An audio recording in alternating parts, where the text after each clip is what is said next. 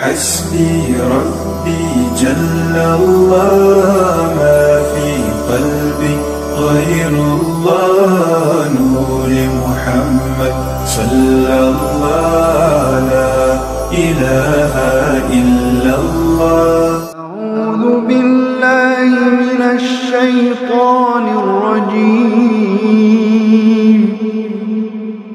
بسم الله الرحمن الرحيم. حدثنا علي بن الجعد قال أخبرنا شعبة عن أبي جمرة قال كنت أقعد مع ابن عباس يجلسني على سريري فقال أقم عندي حتى أجعل لك سهما من مالي، فأقمت معه شهرين ثم قال إن وفد عبد القيس لما آتوا النبي صلى الله عليه وسلم قال من القوم أو من الوفد؟ قال ربيعة. قال مرحبا بالقوم أو بالوفد غير خزايا ولا ندابة.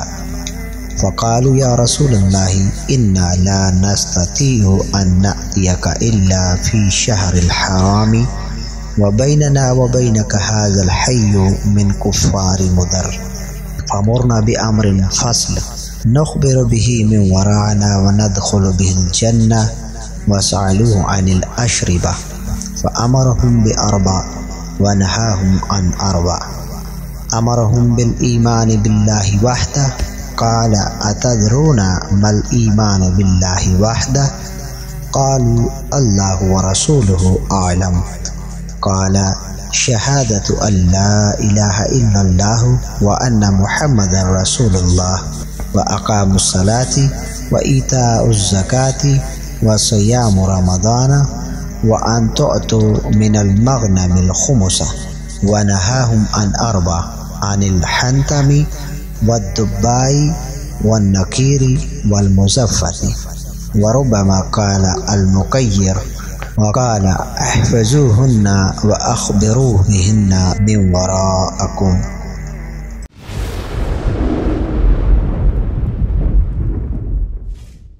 ابو جمرہ کا بیان ہے کہ میں حضرت ابن عباس رضی اللہ تعالی عنہما کی خدمت میں حاضر تھا تو مجھے انہوں نے اپنے تخت پر بٹھا لیا اور فرمایا کہ میرے پاس رہو تاکہ میں تمہیں اپنے مال سے کچھ دوں۔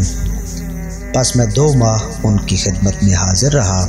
پھر فرمایا کہ قبیلہ عبد القیس کی ایک جماعت جب حضور پر نور صلی اللہ علیہ وسلم کی بارگاہ اقدس میں حاضر ہوئی تو فرمایا تم کس قوم یا قبیلے سے ہو؟ عرض کی ربیعہ سے۔